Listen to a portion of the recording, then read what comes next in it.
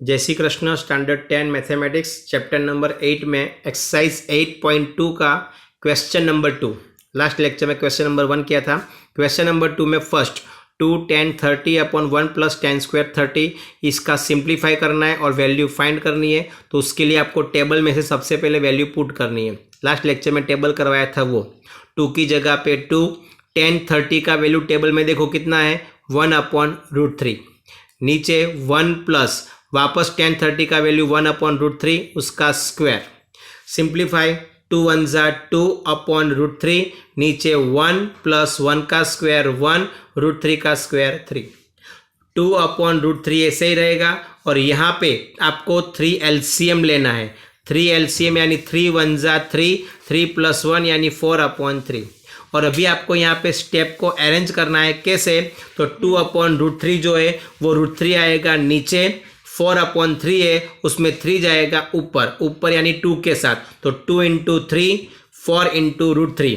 और अभी आपको कट करना है, 2 2 ज़ा 4, यहाँ पे 3 का कट करना है, √3 × √3, ऊपर नीचे √3 कट हो गया तो आंसर आएगा √3/2। आगे का सिंप्लीफाई देखते हैं। तो 1 - 10 स्क्वायर 45, 1 + 10 स्क्वायर 45। 10 45 का वैल्यू आपको लिखना है 1 टेबल में से, नीचे भी 10 45 का वैल्यू लिखना है 1, बाकी के टर्म वैसे ही रखना है। सिंप्लीफाई 1 का 1 माइनस 1 का स्क्वायर 1, नीचे सेम एज 1 + 1, 1 - 1 यानी 0/2 यानी कि 0। नंबर 3 में आपको चेक करना है sin 2a = 2 sin a possible है कि नहीं। 4 ऑप्शन दिए हुए हैं, तो 4 ऑप्शन में सबसे पहला ऑप्शन है 0, यानी आपको a की वैल्यू 0 लिखनी है और चेक करना है आंसर सही आ रहा है कि नहीं। तो LHS sin 2a, a की जगह पे 0, 0 × 2 यानी 0, और टेबल में देखो sin 0 की वैल्यू 0 दी हुई है। आगे RHS 2 sin a, ये रहा 2 sin a की वैल्यू 0, और अभी बताया मैंने sin 0 का वैल्यू 0, 0 को 2 से मल्टीपल करो तो 0। दोनों आंसर सही है। LHS = RHS, इसका मतलब कि a = 0 डिग्री भी सही है, तो बाकी के ऑप्शन आपको चेक करने की जरूरत नहीं है।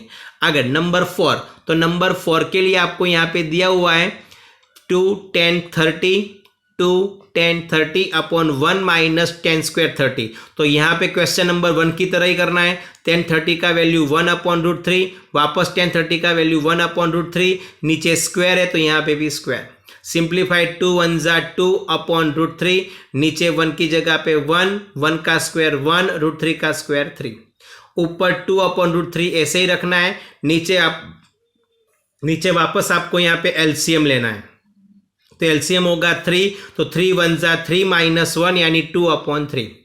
आगे का सिंप्लीफाई की तरफ 2/√3 है वो √3 आएगा नीचे यानी 2 के साथ, और 2/3 का जो 3 है वो जाएगा ऊपर यानी 2 के साथ, 2 × 3, नीचे आएगा √3 × 2, 2 कट हो गया, 3 की जगह पे √3 × √3, ऊपर नीचे √3 कट हो गया तो आंसर आएगा सिर्फ √3। लेकिन ऑप्शन में आपको ये दिया हुआ नहीं है।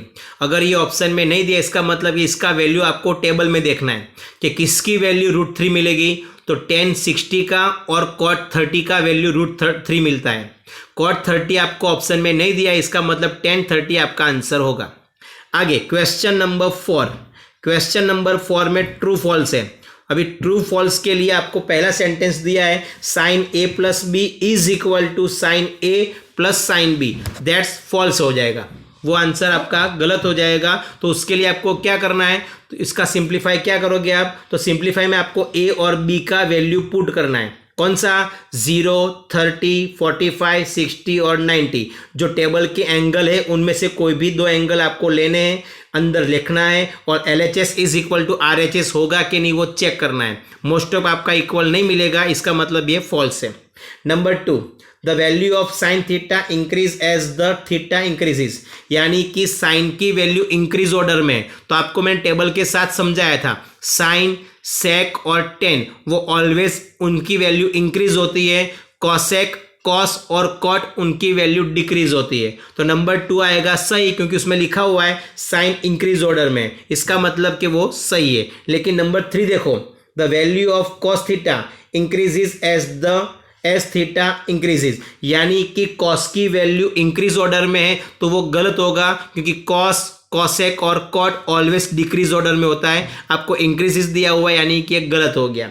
Number 4, all value of theta sine theta is equal to cos theta, तो ये भी आपका हो जाएगा फॉल्स, क्योंकि थीटा की वैल्यू 45 लिखोगे तो टेबल के अंदर देखो साइन 45 कॉस 45 दोनों इक्वल मिलेंगे, लेकिन बाकी की एक भी वैल्यू आपको इक्वल मिलती नहीं है, यानी कि वो हो जाएगा false. And last question number 5, cot A is not defined for A is equal to 0 degree, यानी कि कॉट ए में ए की वैल्यू लिखोगे आप 0, तो टेबल में लिखा हुआ है कि कॉट 0 इनडिफाइनेट टर्म है। इनडिफाइनेट टर्म है, इसका मतलब ये आपका हो जाएगा सही, यहाँ पे भी वही लिखा है नॉट डिफाइंड, यानी अनडिफाइनेट टर्म हो जाएगा। तो यहाँ पे अपना एक्सरसाइज 8.2 क्लियर।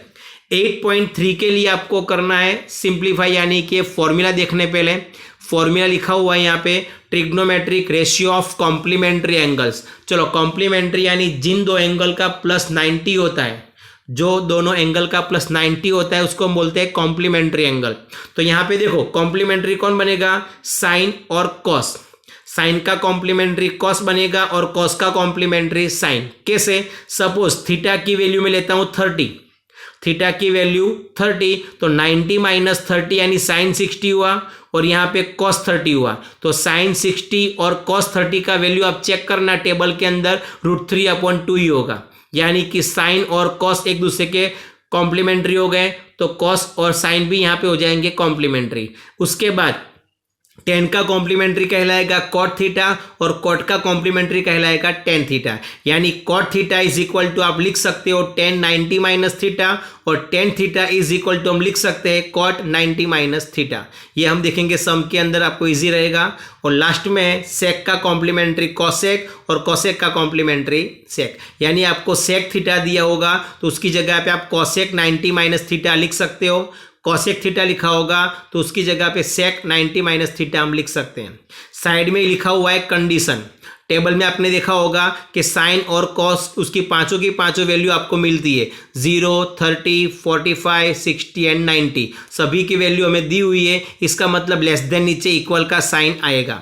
लेकिन कॉट में देखना, कॉट 0 अनडिफाइंडेड है, कॉसेक 0 भी अनडिफाइंडेड है, तो कॉट 0 कॉसेक 0 अनडिफाइंडेड है, तो देखो लेस देन के नीचे यहाँ पे इक्वल नहीं किया है, 90 के नीचे इक्वल का साइन किया है, लेकिन कॉट 0 कॉसेक 0 अनडिफाइंड, तो यहाँ पे सिर्फ लेस देन आएगा। उसी तरह टेन 90 और सेक 90 अनडिफाइंडेड है, तो टेन 90 सेक 90 दोनों अनडिफाइंडेड है, तो उसमें लेस देन नीचे इक्वल का साइन आएगा नहीं। ये आपको ध्यान में रखना है और इसका यूज हमें 8.3 एक्सरसाइज में करना है।